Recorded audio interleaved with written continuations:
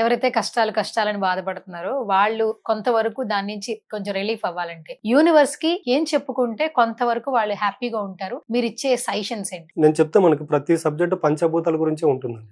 Universe అంటేనే పంచభూతాలతో మమేకమయ్యింది. నేను ఏం చెప్తున్నానంటే డైలీ ఒక 5 నిమిషాలు పంచభూతాలకు కేటాయించండి. అంటే ఎలా కేటాయించాలి చెప్పండి? ఇప్పుడు నేనే ఉన్నాను, అందరి ఆడియన్స్ చూస్తున్న వాళ్ళు కావచ్చు, తెలియని వాళ్ళు కావచ్చు, కష్టాలు ఉన్నాయి కొంతమందికి. అంటే ఒక్కొక్కరికి ఒక్కో సమస్య, ఒకళ్ళకి డబ్బు సమస్య, ఒకళ్ళకి రిలేషన్స్ లో ఏవో గొడవలు ఉంటాయి, ఒకళ్ళకేమో హెల్త్ ఇష్యూస్ ఉంటాయి, వాట్ ఎవర్ ఏదో ఒకటి కష్టం ఒక్కొక్క పాయింట్ తో నోట్ చేస్తాం. వాళ్ళు యూనివర్స్ ని ఏ విధంగా నమ్మాలి, ఎలాంటి రెమెడీస్ మీరు చెప్తారు? ఏ విధంగా నమ్మాలన్నారు కాబట్టి చెప్తున్నా.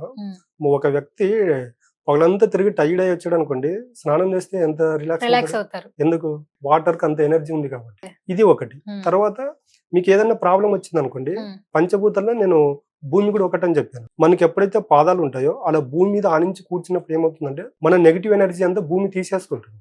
మన బాడీలో ఉన్నటువంటి నెగిటివ్ ఎనర్జీ వెళ్ళిపోతుంది. దానికి అంటారు భూతత్వం అంటారు. భూతత్వం అంటే ఏంటి? ఓర్పు, సహనం.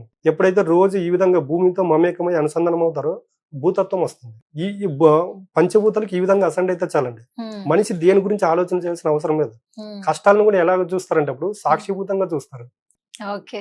సో చాలా మంది ఏంటంటే స్పిరిచువల్ గా మాట్లాడేటప్పుడు మీరు ఎందుకు స్పిరిచువల్ గా ఉండాలో చెప్తున్నారు, బట్ రెమెడీస్ చెప్పండి అని చాలా మంది క్వశ్చన్స్ అడుగుతున్నారు. ఇప్పుడు మీ రోజు ఈ వీడియోలో చెప్పిన విషయాలు మాత్రం అందరికీ ఉపయోగపడతాయి సాయి కృష్ణ గారు. ఎందుకంటే మీరు అన్నట్టు పంచభూతాలని నమ్ముకుంటే మనం నిజంగా మీరు అన్నట్టు భగవంతుడిని దర్శించుకోవాలంటే ఒక రోజు కేటాయించి అక్కడికి వెళ్ళి దర్శించుకుని ఒక టైం ఇవ్వాలి. ఆ టైం కూడా ఒక అరగంట గంటకు మాత్రమే పరిమితం అవుతుంది. కానీ అది మనం ఎక్కడ ఉంటున్నాం అక్కడ మన మనసుని కొంచెం నిశ్చలంగా పెట్టుకుని చాలా కల్మషం లేకుండా భూమిని, నీటిని అంటే పంచభూతాలని నమ్ముకుంటే సమస్యల నుంచి ఎంతవరకు అధిగమించగలమో చాలా చక్కగా తెలియజేశారు.